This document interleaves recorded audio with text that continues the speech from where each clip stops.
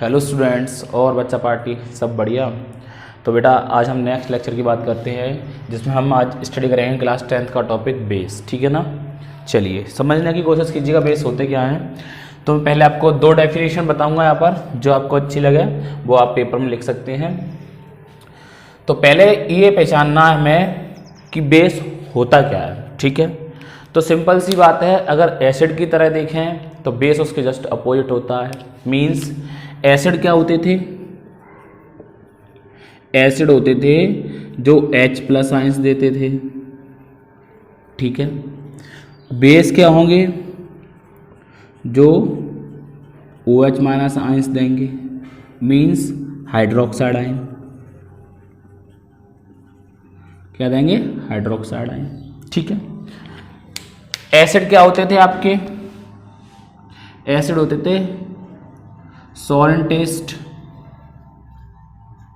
Base क्या होंगे, bitter and test. Means ये खट्टे होते थे, ये तीखे होंगे। तो डेफिनेशन की बात करें तो those chemical substance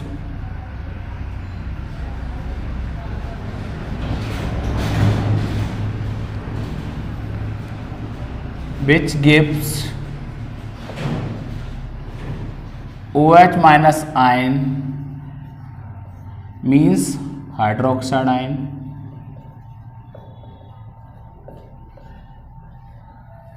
In the aqueous solution is called base. ठीक है, तो बेस क्या हो गया आपका, वे केमिकल सब्सटेंस जो आपके एक्वा सॉल्यूशन में हाइड्रोक्साइड आयन देंगे वो क्या कहलाएंगे, आपके बेस। ठीक है, दूसरी अगर डेफिनेशन की बात करें बच्चों वाली तो वो क्या है, those substance which are bitter in test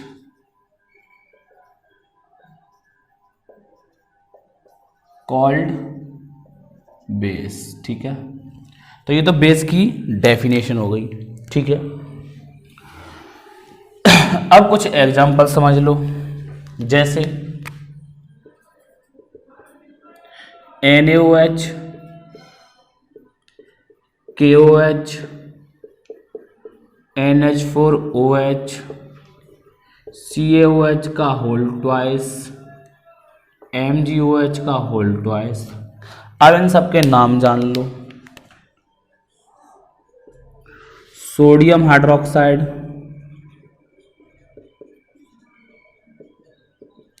या कास्टिक सोडा, जो जनरल नेम है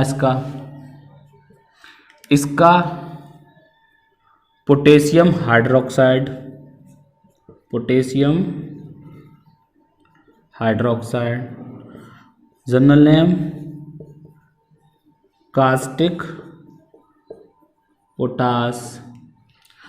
इसका नाम NH4+ जो आपने पढ़ा था क्लास 9th में, अमोनियम होता है। इसका नाम क्या होता है, अमोनियम आयन होता है। OH आयन से मिक्स करके ये क्या बना लेगा, अमोनियम हाइड्रोक्साइड। ये आप नाम जरूर बेटा याद कर लेना। अगर हम इसकी बात करें तो ये है आपका कैल्शियम हाइड्रोक्साइड, और इसकी बात करें तो ये आपका मैग्नीशियम हाइड्रोक्साइड, या बेटा अगर इसका दूसरा नाम बोलें तो जनरल बोल देते हैं इसको मिल्क ऑफ मैग्नीशिया। एंटासिड में बहुत यूज होगा मैग्नीशिया। ठीक है, मिल्क ऑफ मैग्नीशिया एंटासिड में काफ़ी अच्छा यूज होगा इसका। एंटासिड जैसे आपके पेट में कभी कभी क्या होता है, एसिडिटी बनती है HCl की एक्सेस बढ़ जाने के कारण, तो ये उसको क्या कर देता है, न्यूट्रल कर देता है। एसिड बेस का रिएक्शन करके सॉल्ट और वाटर की फॉर्मेशन करते हैं। ठीक है, तो ये कुछ एग्जाम्पल थे। अब हम बात करते हैं कि बेस OH- कैसे देते हैं, तो समझने की कोशिश कीजिए। NaOH ले लिया मैंने, जैसे यहाँ से उठा लिया, एक्वस सॉल्यूशन में जैसे ही डाला क्या दे दिया होगा इसने, Na प्लस OH माइनस, ठीक है। NH4 प्लस ले लीजिए, NH4OH, ये क्या देगा, NH4 प्लस OH माइनस, तो ये सब ऐसे ही टूट जाएंगे। MgOH का होल ट्वाइस ले लीजिए, तो ये कैसे देगा, Mg के ऊपर 2 charge plus OH minus 2OH minus, ये होल ट्वाइस क्यों बेटा, क्योंकि उसके ऊपर समझा दे रहा हूँ, Mg के ऊपर +2 चार्ज होता है, OH के ऊपर -1 होता है। अगर हम यहाँ पर +2 लिखें, यहाँ -1 लिखें और क्लास 9 के अकॉर्डिंग क्रॉस मल्टीप्लाई करते थे तो क्या बनता था, MgOH का होल ट्वाइस, इस पूरे का होल ट्वाइस होगा, ठीक है। OH2 मत कर देना, मीन्स इन दोनों की संख्या आपको डबल करनी है ना, इसको ऐसे कर देना Mg2OH, ये भी गलत हो जाएगा, ठीक है। क्या लिखना है आपको, MgOH का होल ट्वाइस, ये रिमेंबर रखना बात हमेशा आपको। जिन्होंने 9th में सीख लिया खुशी की बात है, नहीं सीखा तो आप देख लिया जरा। अब बात करते हैं क्लासिफिकेशन ऑफ बेस की। तो बेस जो है वो 2 प्रकार से क्लासीफाई किए गए हैं, strong base and weak base. Strong base क्या होंगे, जो डेफिनेशन स्ट्रॉन्ग एसिड की थी वैसे डेफिनेशन आपकी स्ट्रॉन्ग बेस की हो जाएगी, ठीक है। जरा देखिए,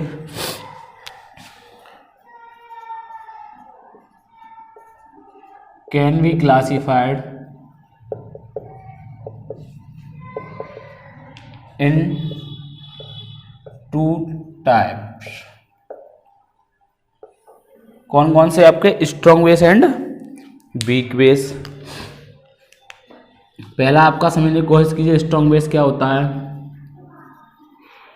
स्ट्रॉन्ग एस की डेफिनेशन, अगर आप स्ट्रॉन्ग एसिड की डेफिनेशन आप सभी को याद हो तो आपको पता होगा, हमने ये कहा था कि जो कंप्लीटली आयोनाइज हो जाते हैं उन्हें हम क्या कहते हैं, स्ट्रॉन्ग एसिड। तो ऐसे ही यहाँ पर स्ट्रॉन्ग बेस की डेफिनेशन होगी, तो दी बेस या those basis which ionize completely, ठीक है।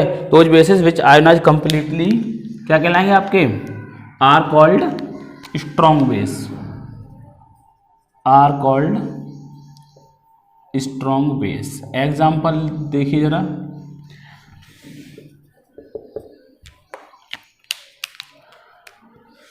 ग्रुप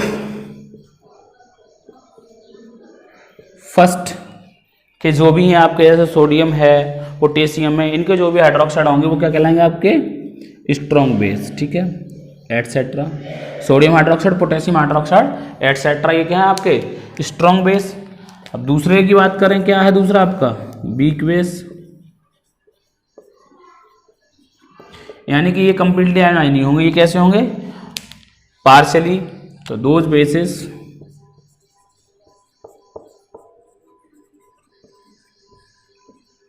which ionize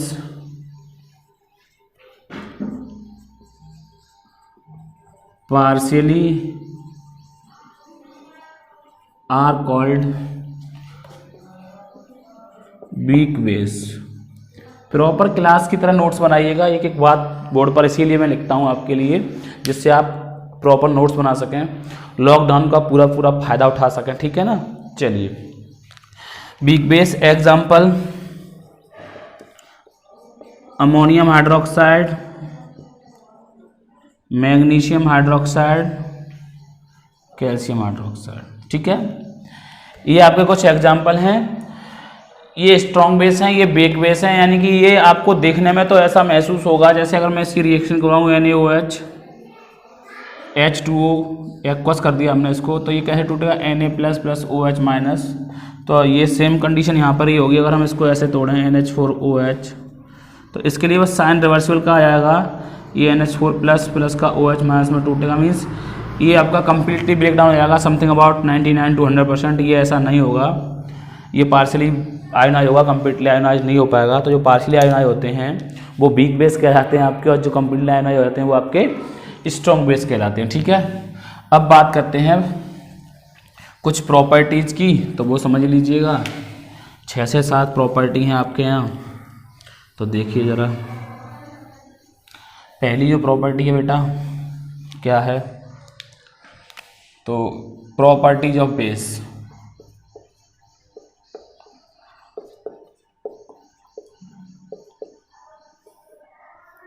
कुछ ऐसी हैं जो आप आसानी से लर्न कर सकते हैं। फर्स्ट है बेसिस आर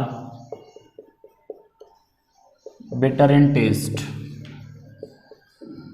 दूसरी है आपकी दे गिव सोपी टच, यानी जब हम इनको टच करेंगे तो ये साबुन की तरह टच करेंगे, चिकन एकदम मस्त। दे गिव सोपी टच। थर्ड की बात करें तो दे चेंज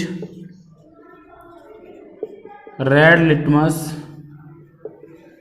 इनटू ब्लू। फोर्थ की बात करें तो दे कंडक्ट इलेक्ट्रिसिटी। क्यों बेटा? ये आयोनाइज होते हैं, लिख दे रहा हूं ब्रैकेट में, because they give free ions in their aqueous solution. ठीक है। फिफ्थ प्रॉपर्टी और मोस्ट इंपॉर्टेंट प्रॉपर्टी है, अगर ये रिएक्शन आपने तैयार कर ली तो आपको कभी भी दिक्कत का सामना नहीं करना पड़ेगा। Basis reacts with metal. समझने की कोशिश कीजिएगा, बढ़िया है। तो देखिए वही सिंपल सी बात, हमने ले लिया metal plus base salt plus hydrogen gas. ठीक है, तो आप इसको इंग्लिश में कैसे लिखेंगे? When metal react with base then they form salts and liberate hydrogen gas या रिलीज हाइड्रोजन गैस या evolve hydrogen gas. Example zinc ले लीजिएगा plus NaOH, zinc active metal है आपका, ये देगा आपका Na2ZnO2 प्लस H2। बैलेंस कर लो, सोडियम बैलेंस है, सोडियम बैलेंस है, ऑक्सीजन बैलेंस है, ऑक्सीजन बैलेंस है, हाइड्रोजन बैलेंस है। ठीक है, इसका नाम बेटा जरूर याद रखना, सोडियम जिंकेट। इस कंडीशन में क्या होगा? जो आपका मेटल होगा, समझने की कोशिश कीजिएगा, डिटेल में बता रहा हूं मैं आपको। जो आपका बेस का मेटल होगा वो तो पॉजिटिव रहने वाला है, लेकिन जो आपका मेटल रिएक्शन करेगा उसके ऊपर क्या आएगा? Negative ion. यानी वो क्या किसकी फॉर्मेशन करेगा? नेगेटिव आयन की। अगर मैं इसको आयोनाइज करूं, ब्रेक करूं, तो ये कैसे देगा? 2Na प्लस ZnO2 2 माइनस, यानी ये हो गया आपका जिंकेट। ठीक है, और ये हो गया सोडियम आयन। बात क्लियर हो गई? तो जो मेटल रिएक्शन करेगा वो क्या बनाएगा? अपना नेगेटिव आयन बनाएगा बेटा। ठीक है, चलिएगा सेकंड देखिए, एल्युमिनियम की रिएक्शन करवा दी सोडियम हाइड्रोक्साइड से। इस कंडीशन में सोडियम हाइड्रोक्साइड जो लेते हैं उसके साथ हम वाटर को भी लेना पड़ता है। ठीक है, रिएक्शन को बैलेंस करने के लिए। देखिएगा ये बनेगा आपका सोडियम एल्युमिनेट NaAlO2। यहाँ Na के 2 रखने हैं, यहाँ एल्युमिनियम का 1 रखना है, बिकॉज जिंक की बैलेंसी 2 होती है, एल्युमिनियम की बैलेंसी 3 होती है। तो ये 2 कंपाउंड आप याद कर लीजिए, या एक बार फिर से इनकी रिएक्शन आगे आएगी मेटल और नॉन मेटल्स में, तब डिटेल में बात कर लेंगे। अभी केवल बेसिस की प्रॉपर्टी को खत्म करने की कोशिश कर रहे हैं। प्लस H2 बैलेंस करिएगा आप। ऑक्सीजन आपके पास 2 हैं, ऑक्सीजन 2 हैं, aluminium 1, sodium 1, sodium 1, hydrogen 2, hydrogen 2, यानी हाइड्रोजन अब आपका 3 हो गई आपकी। 2 से मल्टीप्लाई कर दीजिए, 2 से यहाँ पर मल्टीप्लाई कर दीजिएगा।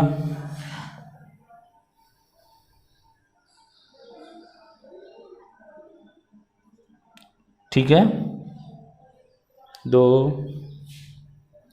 एल्युमिनियम भी हो गया आपके 2, सोडियम 2, सोडियम 2, एल्युमिनियम 2 हो गए आपके, ऑक्सीजन 2 और 1 3, 2 2 जा 4 हो गई बैलेंस। ठीक है, ये रिएक्शन आपकी बैलेंस हो गई। हाइड्रोजन देखिएगा 2 और 4 6 हाइड्रोजन हो गए, 2 और 2 4 ऑक्सीजन हो गए, 2 एल्युमिनियम हो गए, 2 सोडियम हो गए, रिएक्शन आपकी बैलेंस हो गई। ठीक है ना, तो ये आपकी प्रॉपर्टी थी fifth.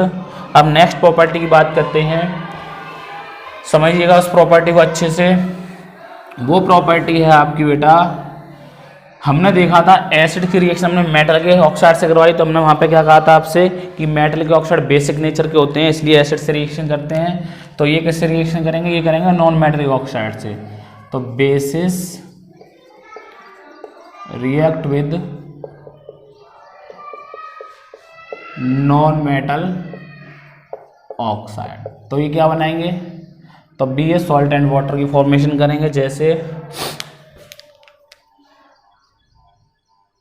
Base non metal oxide gives that salt water. ठीक है,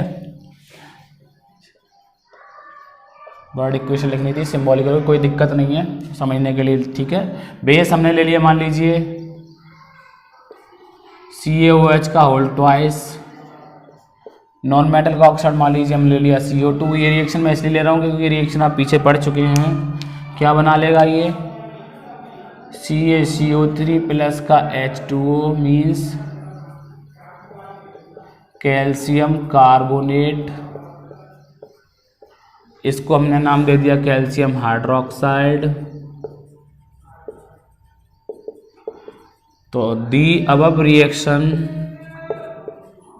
शोज दैट, अगर ये बेस है तो ये एसिड की तरह बिहेव करेगा, तभी तो सॉल्ट एंड वाटर बनेगा। The above reaction shows that the oxide of non metal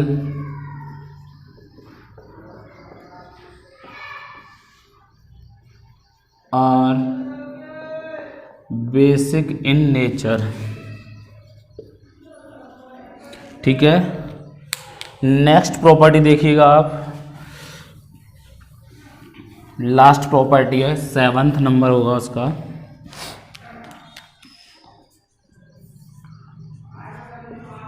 reaction of base with acid, और ये रिएक्शन आप बहुत अच्छे से पहले भी पढ़ चुके हैं। एसिड की रिएक्शन बेस के साथ जब भी होती है तब आपका सॉल्ट एंड वाटर की फॉर्मेशन होती है। कोई सा भी एक एग्जांपल ले लीजिए, HCl प्लस का NaOH gives that NaCl plus का H2O। बात क्लियर हो गई होगी आपके। तो ये कुछ बातें थी आपकी बेसिस के बारे में, वो हमने आपको क्लियर कर दी। ठीक है, अब अगर बात करें